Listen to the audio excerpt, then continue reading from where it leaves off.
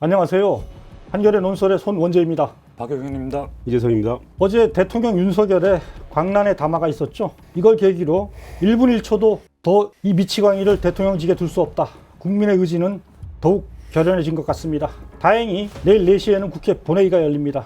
여기서 2차 탄핵소추안이 의결이 될 예정이고요. 이번에는 지난 토요일과 달리 통과 가능성이 아주 높다, 이런 전망이 나오고 있습니다. 이 소식은 조금 뒤에 살피기로 하고요. 먼저 오늘도 윤석열의 내란 사태와 관련해 심각한 폭로들이 쏟아졌습니다. 먼저 살펴볼 내용은 김어준 씨, 방송인 김어준 씨가 오늘 국회 가방위에 나왔죠. 여기서 굉장히 충격적인 폭로를 했습니다.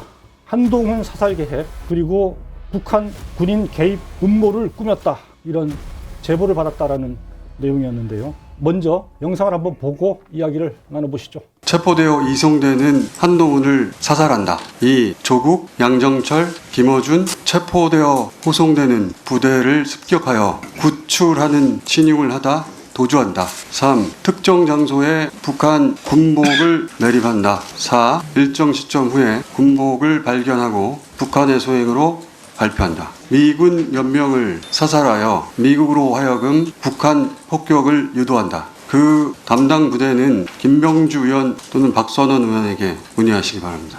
우선 이 이야기가 워낙 황당한 소설 같은 이야기라 출처를 일부 밝히자면 국내 대사관이 있는 우방국이라고 표현하겠습니다.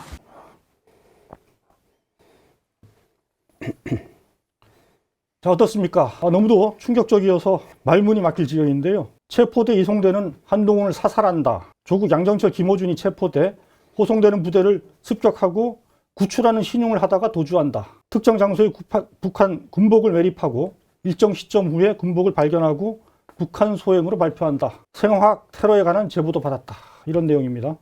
김어준 씨 본인도 사실관계 전부를 확인한 것이 아니다, 이렇게 얘기를 하고 있고요. 워낙 황당한 소설 같은 이야기다. 본인도 이런 소감을 이야기를 했습니다. 그러면서 출처를 밝히자면 국내 대사관이 있는 우방국이다, 이런 얘기를 했는데요. 물론 아직 이것이 사실로 확인된 이야기가 아니고 앞으로 확인해야 될 대목이 많긴 합니다만은 일단 나온 내용만으로 굉장히 충격적인 내용이 아닐 수 없을 것 같습니다. 어떻게 보셨습니까? 예, 일단 김어준 씨가 만들어낸 이야기는 아닐 거고 제보를 받은 사실 자체는 사실이라고 봐야 되잖아요. 누군지는 모르는 상황인데 우방국이라고 얘기를 하는데, 어쨌든 이 제보가 창작이라면 상당히 잘 만든 창작인 거죠. 일단 처음에 HID가 이 계엄에 투입될 준비를 하고 있었다는 거 아닙니까? 대기를 하고 있었다는 거죠, 30명이. 그런 얘기는 나왔죠. 실제로 정보사령관이 국회에 나와서 증언을 한 겁니다. 30명이 대기 중이었다고. 네. 그러면 HID의 역할이 뭐냐?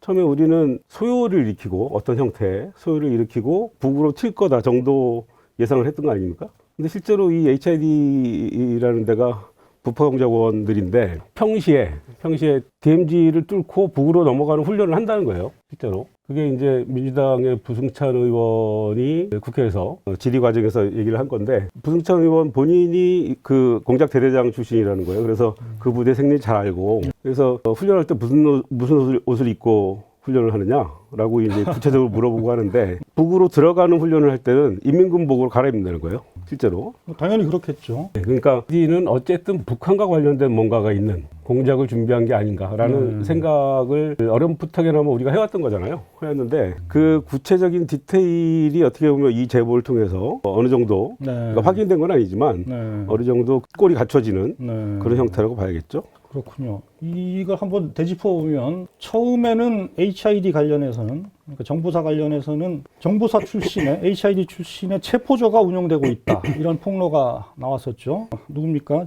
민주당의 그 군 출신 김병주 의원. 네네, 김병주 의원이 이런 지적을 했었고, 여기에 대해서 실제로 그 정보사령관이 국방위에 출석해서 HID 특수요원 30명을 당시에 대기시켰다, 이런 얘기를 확인을 한 바가 있고요. 그때도 그러면서 이 사람들이 단순히 체포만이 아니라 실제로는 북한군의 어떤 습격처럼 보이게끔 위장 작전을 펼치는 것 아니냐, 펼치려 했던 것이 아니냐, 이런 의혹 제기도 있었단 말입니다. 근데 이번에 나온 이 김어준 씨의 충격적인 진술이 사실 그런 그 의혹에 대한 어떤 개연성을 좀 높이는 그런 내용으로도 볼 수 있는 것 같습니다.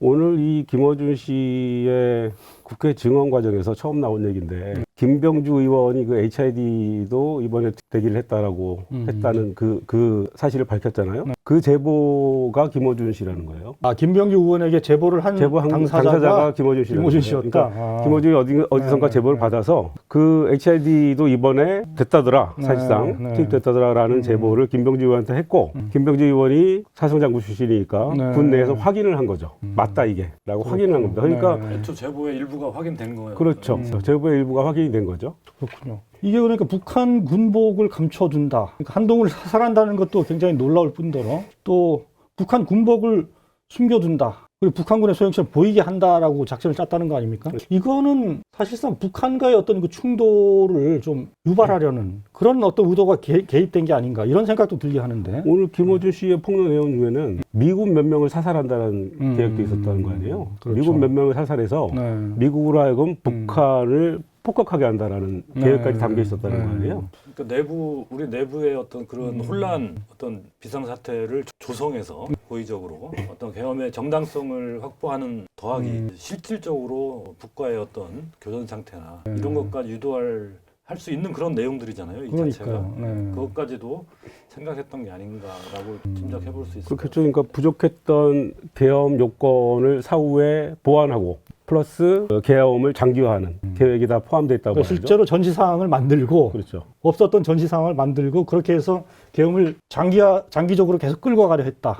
이런 의도의 일환일 수도 있다라는 의혹이 사실이라면 확인이 필요하겠지만 정말 이제까지 없었던 가장 사악한 그런 형태의 계엄 내란 시도가 아니었나 싶고 특히 뭐 생화학 테러 얘기까지도 있지 않습니까? 북한과의 또 전시 상태가 된다면 그것도 우리 국민의 생명을 위협하는 엄청난 상황인 거고 뭐 생화학 테러 같은 게 만약 실제로 이걸 결행하려고 했다면 그것도 수많은 어떤 무고한 시민들의 생명이 희생되는 건데 이런 발상 자체를 했다는 거 만으로도 정말 제정신이 아닌 집단이다 이런 생각이 들 수밖에 없습니다. 그러니까 향후 수사 과정에서 사실을 밝혀야 할 텐데 이것과 관련해서 오늘 유시민 씨가 유튜브 방송에 나와서 한 얘기가 있는데요.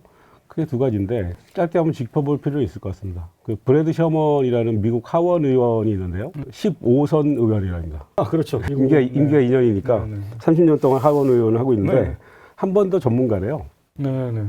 그래서 이분이 한반도 남북 종전 선언을 추진하기도 하고 한반도 평화 법안이라는 걸 의회에 제출하기도 하고 그러면서 한반도 관련한 이 평화 조성을 위해서 열심히 노력하는 분인데 이분이 MBC 뉴스 하이킥이라는 프로그램과 최근에 인터뷰를 했는데 거기서 이렇게 말했다는 거예요. 수만 명의 미군은 싸우다가 희생할 준비가 돼 있지만 북한의 도발이 없을 때 위장작전으로 발발한 전쟁으로 인해 병력이 죽는 것을 원치 않는다. 라고 윤석열 정부의 선포를 비판했다는 거고요. 위장작전. 네, 위장작전. 또 하나가 있는데 대한민국 정부가 분쟁을 유발하는 조치를 취하면 미국은 바로 알게 될 것이다. 그리고 이 문제에 대한 책임이 누구에게 있는지 전 세계에 알릴 것이다. 라고 밝혔거든요. 그러니까 미국은 뭔가 알고 있다. 라는 취지의 이제 얘기고요. 또 하나가 동아일보가 역시 최근에 보도한 건데 주한미군의 U2라는 정찰기 있지 않습니까? 이 U2는 원래 한반도 상공에서 높이 떠서 특히 이제 DMZ 부근을 동서로 왔다 갔다 하면서 북한 쪽을 정찰하는 게 임무거든요. 근데 이 U2가 남한 쪽으로 내려와서 저 동쪽까지 한 바퀴 돌고 하면서 이상한 비행을 했다는 거예요. 그걸로 기사를 쓴 거예요, 동아일보의 군사 전문 기자가. 이상 비행이다. 이게 무엇 때문인가? 동아일보가 추측하기로는 북한의 그러니까 계엄령 선포 틈탄 북한의 이상 행동이 우려돼서 그런 거 아니겠느냐 라고 이제 동아일보는 추정을 했는데 그렇다면 오히려 북한 쪽을 더 봐야지 왜 남쪽을 보냐는 거죠. 그러면서 남쪽에서 이상한 징후가 있었을 가능성 첫 번째. 두 번째는 경고용이 아니겠느냐. 한국 정부에 대한 2차 계엄을 실시하려고 하는 한국 정부에 대한 경고용이 아니겠느냐. 그렇게 해석을 했습니다. 그러니까 이게 지금 그 두 가지만 한 사안이 꼭 이번에 그 김어준 씨의 그 폭로와 연결되는 건지는 뭐 현재로서는 뭐 확인할 수 없겠습니다만 어쨌든 이 남한 쪽에서 북한과의 어떤 국지전을 유발하기 위해서 북한에 대한 어떤 군사 무력 시위 무력 전개 같은 거를 획책했다. 여기에 대한 어떤 경고인 것은 분명한 것 같습니다. 근데 그거- 사실 실제로 우리 군에서 이 김용 의원이 지시를 해서 북한과의 국지전을 유발하려고 한 사례들, 의혹들이 이미 제기된 게 있지 않습니까? 가령 그렇죠. 네, 원점을 타격하라는 지시가 있었는데 합참에서 거부했다. 이런 네. 사실이 확인된 게 있죠. 네, 그게 하나가 있고 또 북한의 평양 상공에 무인 그 드론기가 떴는데 그게 사실은 방첩사에서 보낸 것이다. 뭐 이런 의혹이 제기됐는데 군에서는 뭐 가타부타 답할 수 없다라는 입장만 현재 보이고 있는 거죠.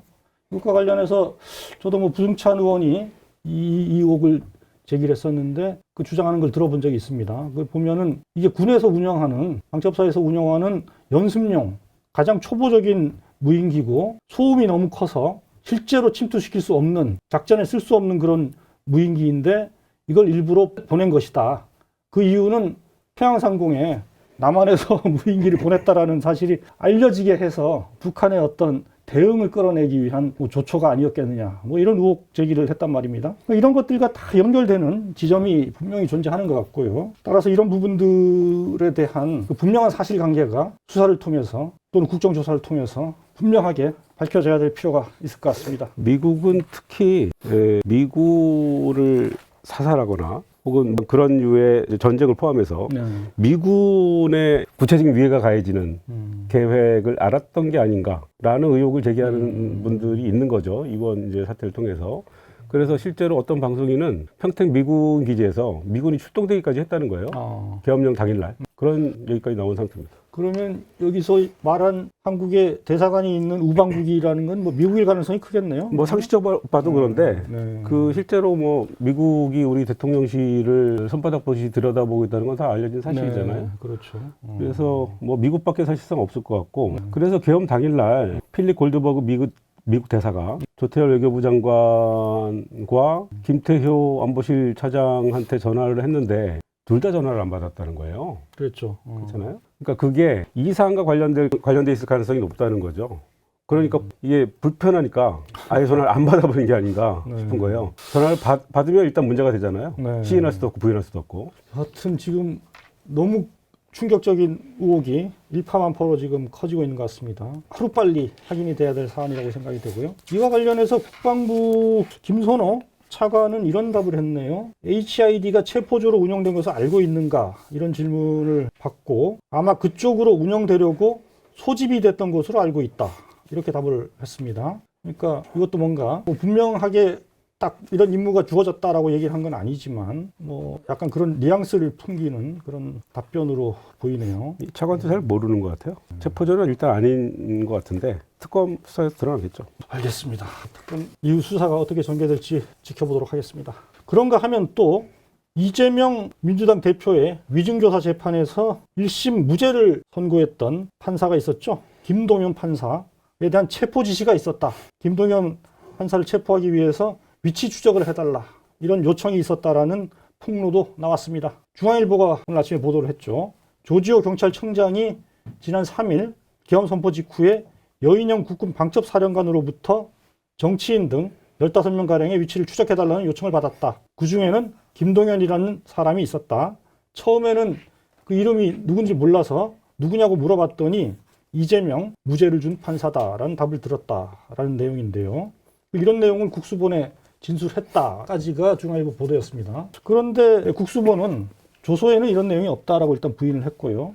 다만 조지호 청장의 변호인이죠. 노정환 변호사가 김동연 판사가 그 명단에 있었던 건 맞다라고 확인을 해줍니다. 그리고 경찰 조사에서도 뭐 얘기를 했다는데 그 이름까지 다 말했는지는 모르겠다. 뭐 이 정도여서 실제로 조지호 전 청장에게 이런 지시와 요청이 있었다라는 건 분명해진 것 같습니다. 어떻습니까? 어떻게 봐야 될까요? 이 자체로 사법부의 독립성을 전면 부정한 이번 내란 사태 위헌성을 다시 한번 확인해주는 극명한 사례인 것 같고요. 이런 일은 과거 전두환, 박정희 전두환 이런 군사 독재 시대에도 없었던 일이죠. 그러니까 박정희 정권 당시 긴급 조치해서 여러 가지 시민들의 권리를 제약하고 했지만 그때도 판사를 체포한다? 이런 거는 뭐 상상도 하지 못했던 것 같고요. 전두환 신군부가 계엄 전국 확대했을 때도 당시에 이제 김대중 전 대통령 내란 음모 사건으로 사형 확정 판결을 내리려고 그때 법원을 압박하는 차원에서 뭐 판사들을 보안사로 끌고 가가지고 거기서 뭐 협박을 했다 이런 건 있었는데 어쨌든 어떤 특정 판결을 이유로 판사를 체포하려고 했다.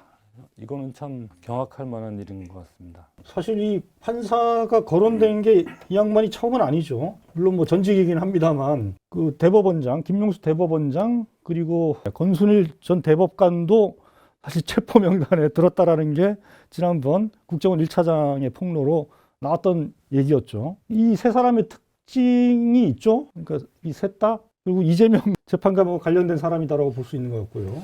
뭐 권순일 전 대법관 같은 경우는 중앙선관위원장을 했던 경력이 있기 때문에 혹시 뭐 부정선거 관련 이쪽이 아닌가 관측도 됐었는데 양쪽으로 다 예, 근데 그때도 설마 뭐 재판 때문에 했을까 뭐 이런 생각이 들었었는데 이번 이 김동연 판사 관련 사실이 드러나면서 그 이재명 민주당 대표의 재판에서 무죄를 선고한 판사들이다라는 공통점이 확인됐고 바로 그 점 때문에 이 법관들을 체포하려고 했던 것이다라는 것을 좀 더 명확히 좀 하게 된 상황입니다.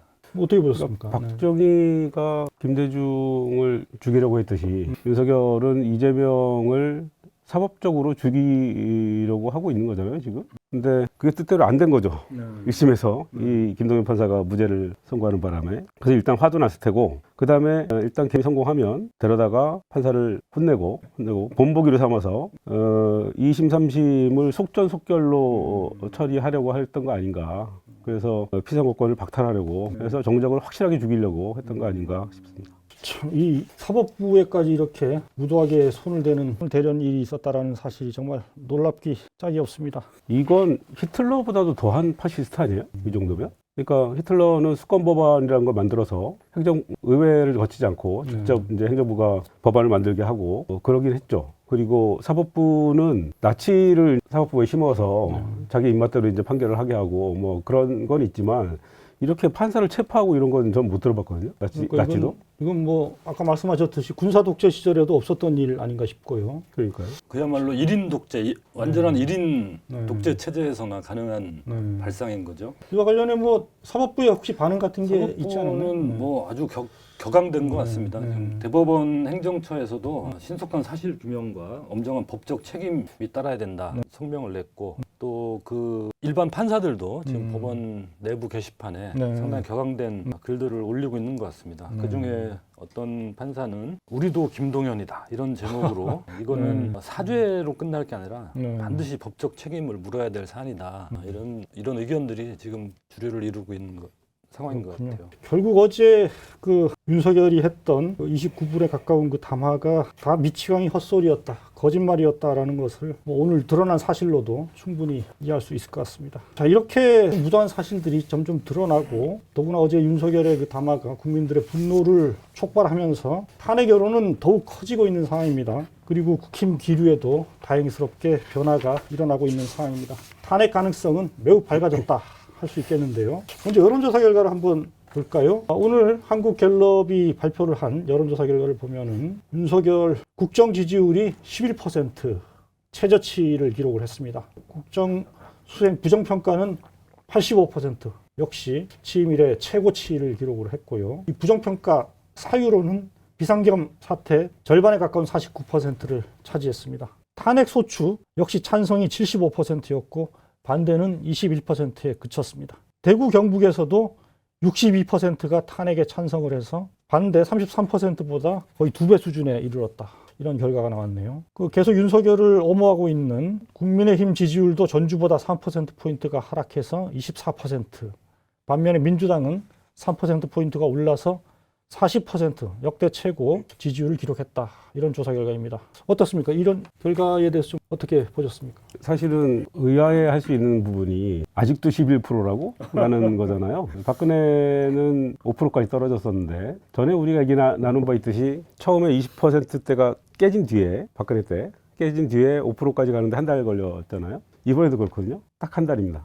내일이면 거의 딱 한 달인데 그러니까 명태균이 이야기했던 본인 구속되면 본인 구속되면 한 달이면 하야 탄핵일 텐데라고 했던 그 예언이 드러나고 있는 건데 이 11%에는 그러니까 60대 이상 60대가 17%, 70대가 28%예요.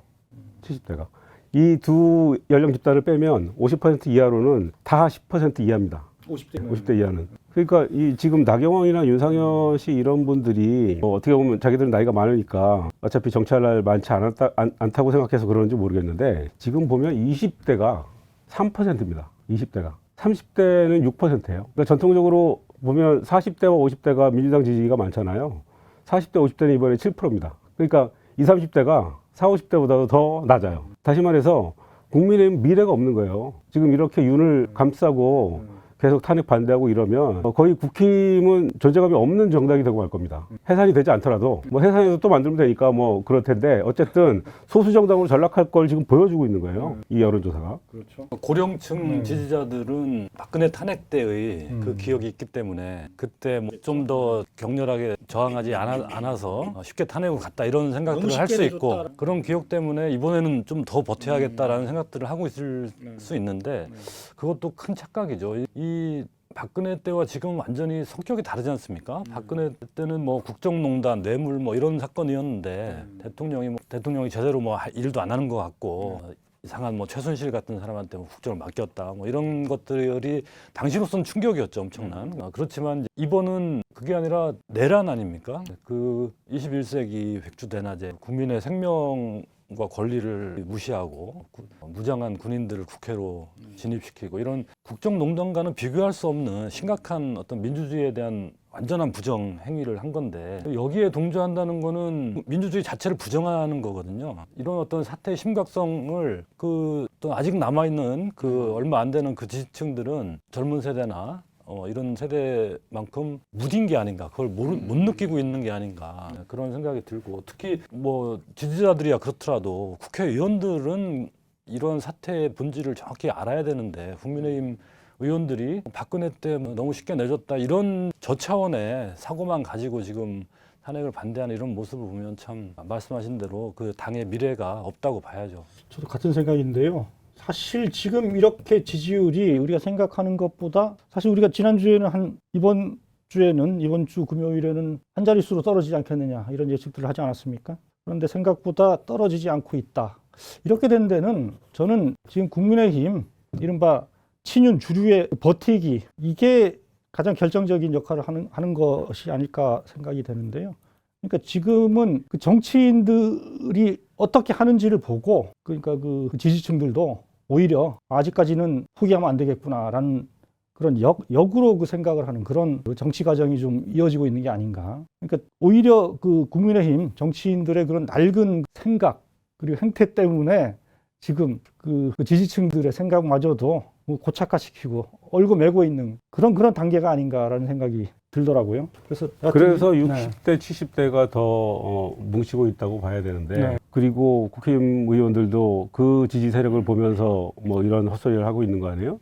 근데 그럴수록 국민 상식과 멀어지고 특히 젊은 세대하고 멀어진다. 그런 정당의 미래가 있겠냐라는 거죠. 뭐 이런 인식이 퍼지면서 국민의힘 내부에 이탈표는 계속 늘고 있습니다. 그래서 야권 192표에 국민의힘에서 8표가 더 이탈하면 붙으면 탄핵이 통과가 되는데요. 또 그 매직 넘버 8명은 넘긴 것 같다. 뭐 이런 관측들이 나오는 거 아니겠습니까? 일단 찬성 입장을 밝힌 의원만 안철수, 김혜지, 김상욱, 조경태, 김재섭, 진종호, 한지아 이렇게 해서 7명에 이르렀고요. 또 당 지도부 한 명도 익명으로 찬성한다, 찬성표를 찍겠다 이런 입장을 밝혔다라고 한겨레 그리고 동아일보 등이 일제히 보도를 했습니다. 그러니까 이미 탄핵 매직 넘버는 넘겼고 탄핵은 사실상 됐다 이렇게 볼 수 있는 상황인데요. 여기에 더해서 표결에 참여하겠다라는 의원도 한 20여 명 되는 걸로 현재 추산이 되고 있고요. 그러니까 이 경우에는 뭐 반대표를 찍으려고 표결에 참석해야 된다 이렇게 얘기하는 사람 별로 없을 거 아니겠습니까? 그러니까 표결 참여하겠다고 나선 사람들은 뭐 상당수는 아마 찬성을 찍을 가능성이 크다 이렇게 보이는데요. 뭐 그렇다면은 상당히 좀 압도적인 어떤 탄핵 가결도 가능하지 않을까 이렇게 좀 전망이 되는데요. 어떻게 보십니까? 일단 친한계 18명 지난번 계엄 부결 요구안에 찬성했던 그 18명 정도는 하지 않을까 싶은데요. 지금 새 원내대표의 찐윤 권성동 의원이 됐고, 그러면 친한계 입장 혹은 이제 친윤이 아닌 비주류 입장에서는 당이 쪼개지는 건 사실상 거의 기정사실화된 거잖아요. 그렇게 보고 이번에 오히려 자기들이 자기 목소리를 내고 정치적 세를 과시할 때 오히려 이 다음에 펼쳐질 정국에서 자기 지분이 있다고 보지 않겠습니까? 결국 의원들은 뭐 자기 생존이 가장 중요하니까요. 그렇게 보면 친윤에 속하지 않은, 다시 말해서 권성동 원내대표를 이번에 찍지 않은 다수의 사람들이 결국은 탄핵 쪽으로 돌아설 수밖에 없을 것 같다.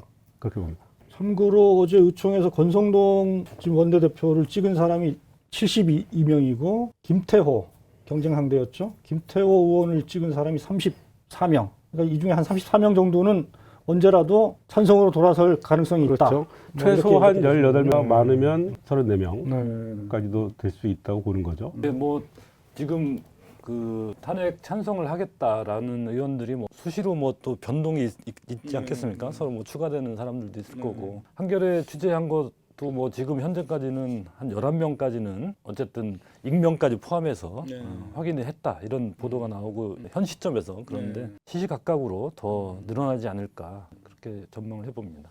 그러니까 뭐 이미 현재까지 나온 숫자만으로도 탄핵은 충분히 이뤄진다, 뭐 이런 그 희망찬 소식을 전해드릴 수 있을 것 같고요. 그 숫자가 얼마나 더 늘어날지는 아직은 알 수 없는 상황이고요. 더 늘어날 가능성이 훨씬 크다라는 얘기까지는 할 수 있을 것 같습니다. 그리고 이거를 아마 결정 지을 수 있는 요인 중에 하나가 내일 의원총회에서, 국민의힘 의원총회에서 그 투표에 집단으로 불참하기로 했던 지난번에 그 당론을 유지할 것이냐, 아니면 이것을 깰 것이냐, 뭐 이 부분에 달려 있다고 볼 수 있겠는데요. 아마 지금처럼 30-40명 뭐 투표에 참여하겠다, 이런 의견들이 나오고 있는 상황에서 지난번과 똑같이 일괄적으로 나와서 투표에 들어가지 않는다, 이런 당론을 유지하기는 굉장히 쉽지 않아 보입니다. 여기에 대한 엄청난 정치적 부담이 있을 것이고, 그리고 실제 이렇게 뭐 집단 불참을 당론으로 정한다고 하더라도 이게 지켜질 가능성 또한 크지 않아 보이고요. 그렇다고 하더라도 뭐 투표에 참여하겠다라고 이미 선언한 분들이 한 20여 명 가까이 있는 상황이니까요.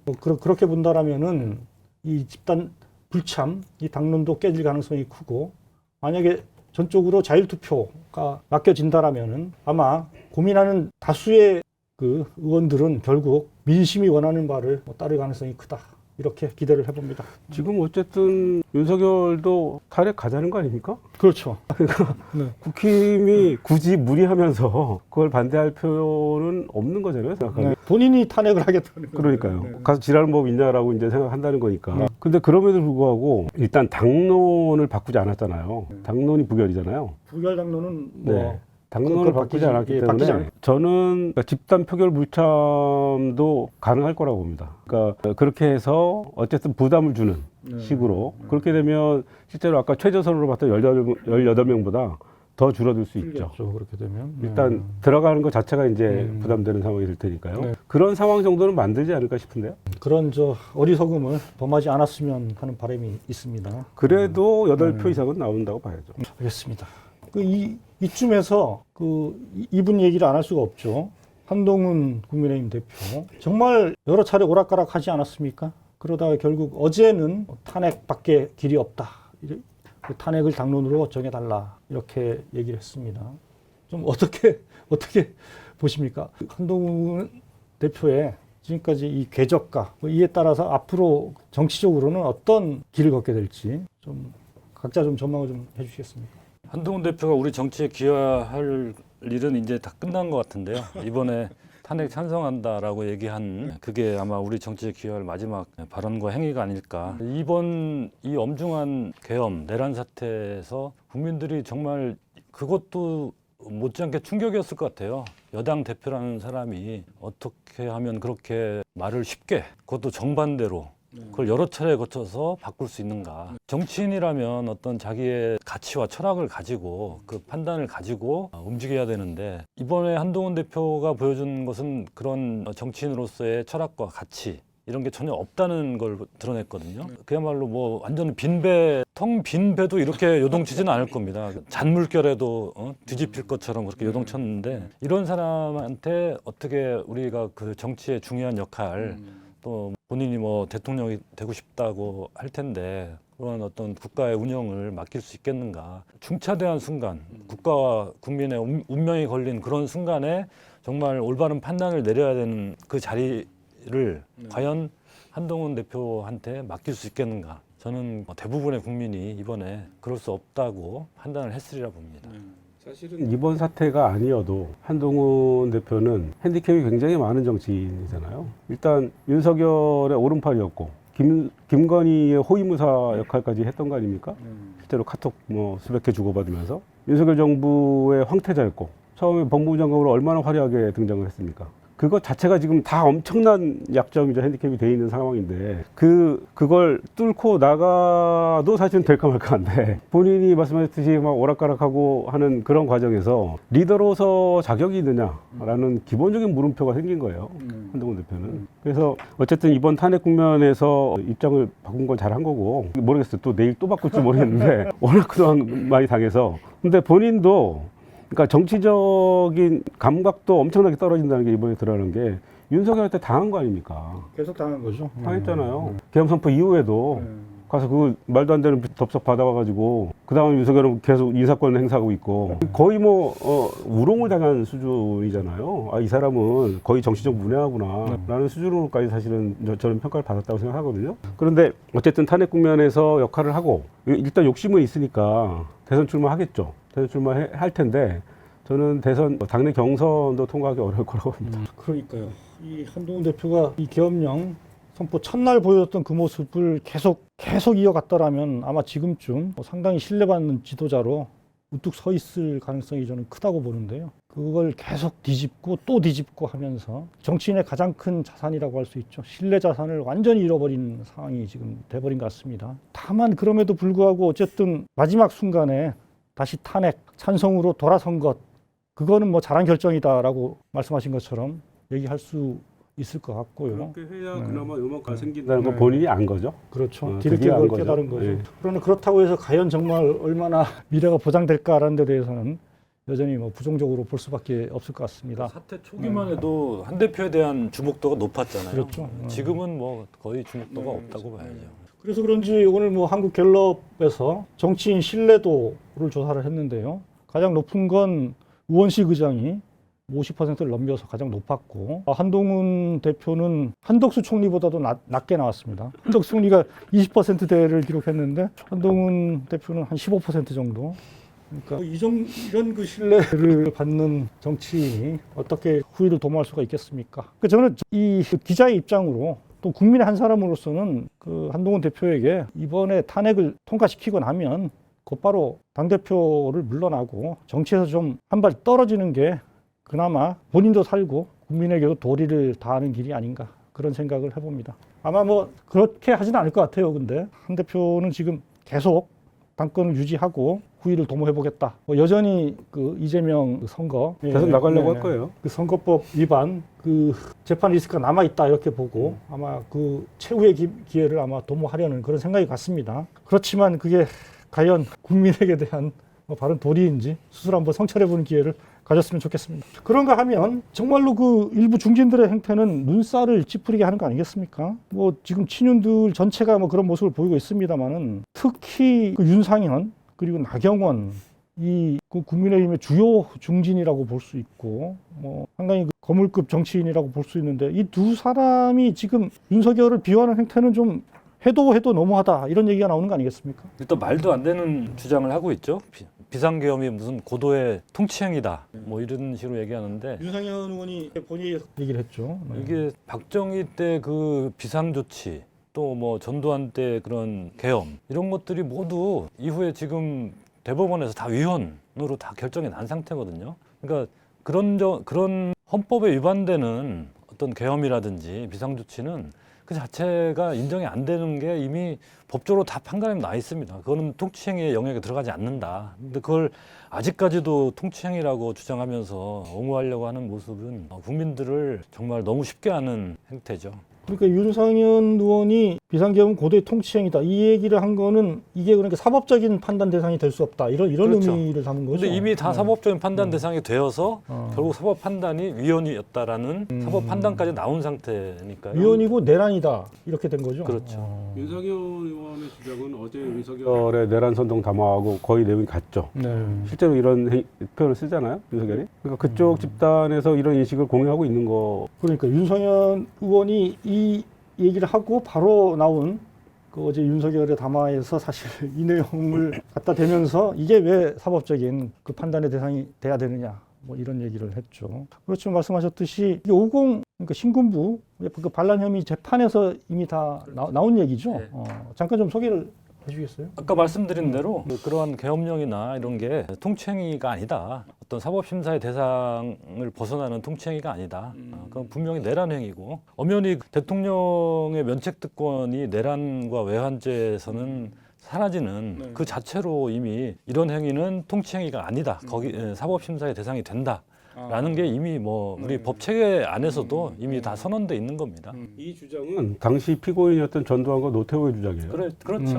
그걸 그대로 하고 있는 거예요. 이미 사법적 판단을 받은 네네. 무기징역 판결까지 받은 당시에 통치행위라고 주장했죠. 그 실제 판결문에도 뭐 이 내용이 나오긴 나오죠. 그러니까 뭐 비상계엄은 고도의 통치행위, 정치적 행위다. 그렇지만 헌법 안에서 헌법과 법질서 안에서 이루어질 때 그런 것이고 헌법과 법질서를 어긴 채 위반한 채 벌어지는 것은 사법적 판단의 대상이 된다. 뭐 이런 얘기 아니겠습니까? 참 이런 사실조차 호도하고 있는 모습이 정말 국민들의 분통을 터뜨리고 있다. 이렇게밖에 말할 수 없을 것 같습니다. 그런가 하면 박영원 의원의 모습도 참 좋아 보이지 않는데 말입니다. 이런 얘기를 했죠. 어제 그 한동훈 대표가 그 탄핵 찬성을 당론으로 하자. 그러면서 어제 그 윤 대통령의 담화에 대해서 사실상 내란죄를 자백한 것이다. 이런 발언을 하니까 여기에 대해서 함부로 내란죄 자백을 운운하는 한동훈 대표의 언행은 가벼워도 너무 가벼웠다. 이렇게 얘기를 했고요. 또 대통령 담화에 대해서도 우리 모두 차분히 그 의미를 곱씹어보자. 이런 얘기를 했습니다. 어디 곱씹어볼 만한 대목이 있을까요? 어떻습니까? 더 이상 뭐 언급할 가치도 없어 보입니다. 그러니까요. 이걸 뭐 곱씹자라면은 이게 얼마나 엉터리 같은 주장이고 황당한 주장인지에 대해서 뭐 곱씹으면 곱씹었지. 나경원이 얘기하듯이 그 의미를 곱씹고 우리가 그 의미를 새겨야 되는 그런 말은 단 한마디도 없었던 걸로 저는 기억이 되는데요. 네, 결국 아까 말씀해 주셨지만 10% 극우 보수층만 보고 탄핵 트라우마 운운하고 오히려 절대 다수 국민의 내란 트라우마에 대해서는 전혀 돌아보지 않는 이런 행태가 정말 국민의 트라우마를 더 깊게 하는 행태가 아닌가. 윤석열과 정신 상태가 좀 거의 엇비슷한 상태인 것 같습니다. 일란성은 몰라도 이란성 쌍둥이까지는 되는 건가요? 그러니까 사람들이 다 술 때문이라 그러는데 네. 술 안 마셔도 이렇게 될 수 있는 거예요. 자, 그러면 여기서 이제 얘기를 좀 바꿔볼까요? 지금까지 말씀 나눈 것처럼 내일 그 탄핵 소추는 통과될 것, 가결될 것이 뭐 거의 확실해 보이는 상황입니다. 이제 큰 고비는 하나 넘어갈 걸로 지금 보이는 거고요. 그렇다면 이 탄핵 소추 가결 뒤에는 어떤 일들이 벌어지고 상황이 어떻게 전개될지 한번 얘기를 나눠봤으면 좋겠습니다. 먼저 오늘 그 탄핵 소추안 그 보고가 있었죠. 이 보고가 있고 24시간 이후 72시간 이내 하게 돼 있어서 가장 빠른 시점인 내일 오후 4시에 본회의를 열어서 탄핵소추안 표결을 하겠다. 이런 계획인데요. 이 탄핵소추안 일단 뭐 어떤 내용이 좀 담겼는지 말씀해 주시겠어요? 예, 뭐 크게는 그 전에 포함돼 있었던 여러 가지 기타 사건들, 명태균 관련된 뭐 공천 개입이라든지 등등 이런 곁가지 사건들을 일단 다 빼버리고 핵심적인 이번 내란 사태에 집중했다는 게 가장 큰 특징입니다. 그럴 이유가 있었나요?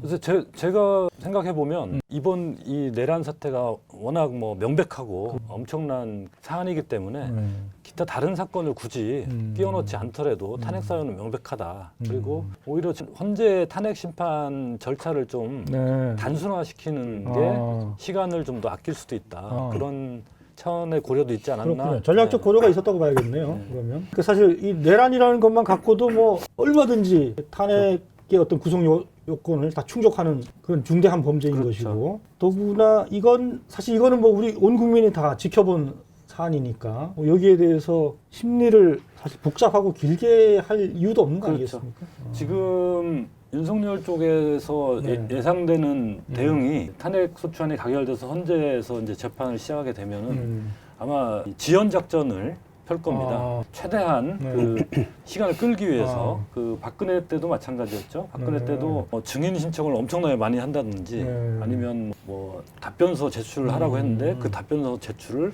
마냥 미룬다든지 이런 식으로 해서 재판을 끌려고 하는 모습이 그때 역력했거든요. 거기에 대해서 헌재에서 좀 제동을 가하기도 하고 그래서 이번에도 만약 여러 가지 사안이 동시에 사유로 올라갔으면 각각을 다 재판을 해봐야 되니까 아. 그 과정에서 여러 가지 또 지연 작전을 썼을 텐데 좀 혐의가 명백하고 그렇죠. 입증이 단순 명료한 내란죄만 가지고 했기 때문에 지연 작전도 통하지 않을 것이다. 그 사안이 여러 개면 그 사안마다 각각의 증인들을 다 그렇죠. 부르고 뭐 네. 반대 의견을 얘기하고 뭐 이러다 네. 보면 이제 시간이 무한정 네. 길어질 수 있는데 그걸 미리 차단하기 위한 것이다라고 볼 수 있는 거군요. 이렇게 말할 수 있을 것 같은데요. 네. 저는 윤석열의 이번 탄핵의 목표는 두 가지가 있다고 봅니다. 첫째는 1차 목표는 탄핵 기각이고요. 아 윤석열의 전략을 네, 말씀하시는 윤석열 거죠? 전략. 탄핵 기각이고 네. 어제 벌써 셀프 변론을 시작한 거 아닙니까? 계엄령 저 포고 다음 날 네. 삼청동 안가 모임이 있었다는 거 아시잖아요. 네. 계엄 다음 날. 그때 모였던 박성재 법무장관, 이상민 행정안전부 장관, 이완규 법제처장, 네. 김지현 민정수석. 이 공통점은 법조인들이라는 거잖아요. 그러니까 여기서 방어 논리를 개발을 했을 거고요. 대책회의도 만들었을 테고 그게 어제 내란 성도 담화에도 반영이 됐을 테고 이미 가동이 된 거예요. 이미 가동이 된 거고 두 번째 목표는 만약에 탄핵이 인용이 되면 대선이 열릴 거니까 대선에서 국힘 후보가 당선되는 거죠. 그렇죠. 당연히. 그렇게 해야 사면을 받을 수 있는 거 아닙니까? 그러니까 이 국힘 후보가 당선되려면 아까 말씀하셨다시피 이재명 대표의 공직선거법 2심, 3심 최대한 빨리 해서 어쨌든 가장 강력한 정적을 없애는 건데 그걸 위해서는 최대한 지연 전략을 펼쳐야 하는 거죠. 뭐 그런 차원에서 이런 얘기가 나오는 것 같아요. 윤석열 본인이 직접 자신을 변호하겠다. 탄핵 심판에서. 그리고 탄핵 심판 전 과정에 대한 생방송도 요청하겠다. 이런 보도가 채널A를 통해서 나왔고요. 이게 바로 그런 의도를 담은 거라고 볼 수 있겠죠. 그렇죠. 뭐 재판 전략의 일부를 드러낸 셈인데 거기에는 자기가 직접 나와서 얘기하고 그것이 생방송 되면은 국민들을 설득할 수 있을 것이라는 망상적 사고가 포함되어 있는 것 같고 그리고 어제 네. 담화처럼 선동하는 효과가 있죠. 지지자들을. 극우 지지층들을 그렇죠. 선동해서 헌재 앞에 몰려와서 뭐 데모라도 하게 하고 이미 어제 이후에 민주당 의원들한테 문자 폭탄 가고 있다는 거예요. 네, 그러니까요. 참. 어떻습니까? 이런 식의 전략이 과연 쉽게 통할까요? 어떻게 좀 전망을 하십니까? 저는 어려울 거라고 보는데요. 네. 일단 경제가 너무 심각해요. 아시다시피 뭐 주가는 주가대로 환율은 환율대로 이게 우리가 사실상 수출로 먹고 사는 나라인데 환율이 이렇게 폭등하면 그 여파는 전 사회에 미치거든요. 일단 이 경제 위기를 외면하지 어려울 거다. 헌법재판관들이. 그리고 이 신뢰 추락, 국제적 신뢰 추락으로 인해서 우리나라가 뭐 내년에 발행할 채권이 굉장히 많다 그래요. 사상 최대라고 하는데 국채나 뭐 국공채 같은 이런 게 일단 이자가 올라가고 하면 그게 다 우리 국민 부담으로 오는 거 아닙니까? 세금으로 내는 거예요, 결국 그 이자를. 그러니까 그런 엄청난 경제적 피해를 현재 재판관들이 그냥 두기 어려울 거다. 그래서 박근혜 당시에 3개월 걸렸잖아요. 그랬죠. 노무현 때 2개월 걸렸거든요. 네. 그러니까 이번에는 사실상 이 내란 딱 하나기 때문에 2달 안 걸릴 수도 있다고 생각을 합니다. 네. 그리고 어쨌든 재판은 재판대로 진행되겠지만 그 사이에 또 수사는 또 수사대로 진행되거든요. 별도 트랙으로 진행되는 것이고 국회에서도 뭐 국정조사도 할 것이고 이런 걸 통해서 계속 어떤 우리가 몰랐던 어떤 더 은밀한 깊숙한 얘기들, 실체들이 더 폭로가 되고 이런 것들도 영향을 미칠 거고요. 무엇보다 헌법재판은 일반 형사재판하고는 달리 여기는 뭐 여러 가지 정치적 고려가 들어갈 수밖에 없는 그런 성격의 재판이고 또 앞으로 뭐 분노한 우리 시민들이 계속 또 헌재에 대한 압박과 요구를 해나갈 것이기 때문에 그런 점들도 영향을 분명히 미칠 겁니다. 그러니까 형사재판과 헌법재판은 좀 다르다는 말씀이신 거죠? 헌법재판도 형사소송법을 준용하게는 돼 있어요.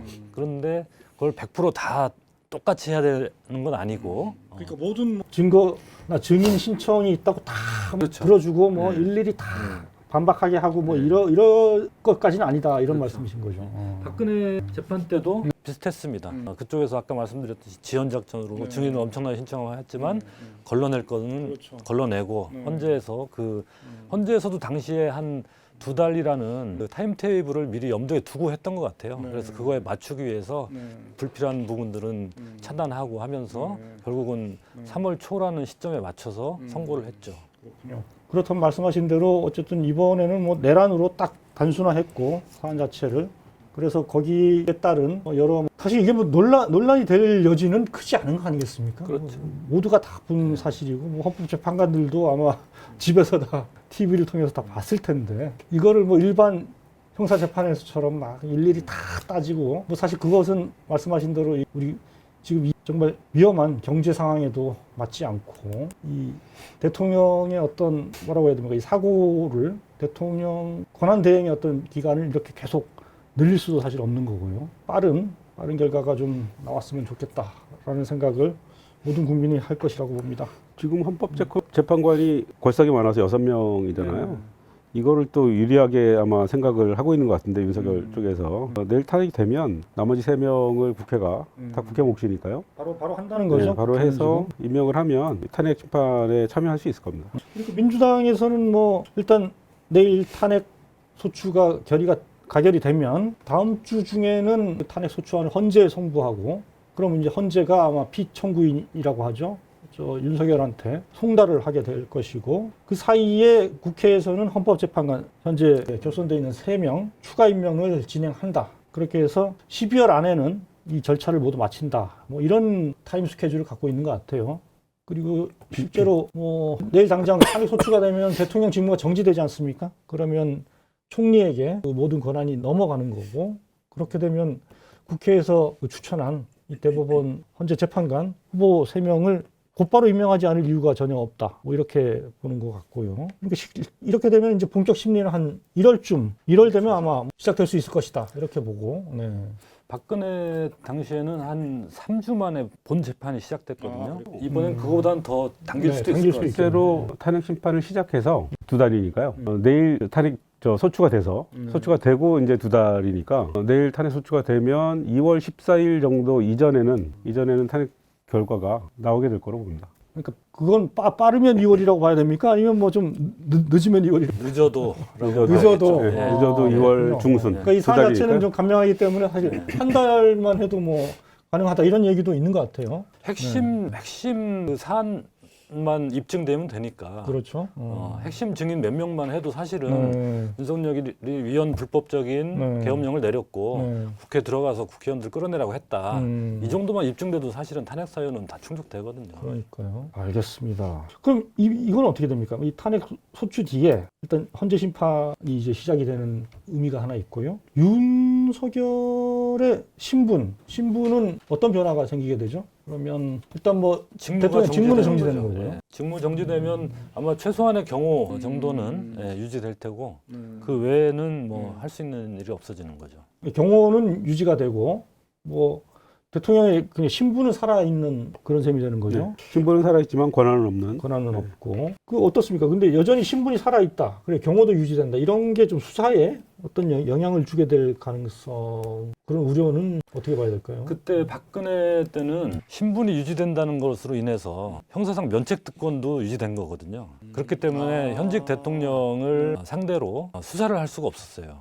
그래서 탄핵이 헌재에서 파면 선고가 난 뒤에 이제 본격적으로 진행이 됐는데 박근혜 본인에 대한 소환 조사라든지 이런 것들은 체포도 그렇고 이번에는 제목이 내란죄이기 때문에 이미 대통령이라고 할지라도 면책 특권이 없거든요. 그렇기 때문에 대통령 직무가 유지된다 손 치더라도 얼마든지 체포, 구금할 수가 있는 상태입니다. 아, 그래요? 그 굉장히 희망적인 소식입니다. 그러니까 수사에 대통령 권한을 내려놓게 되면 뭐 수사에 가속도가 그럼 붙을 수 있는 그런 상황이라고 봐야 되겠네요. 그렇죠.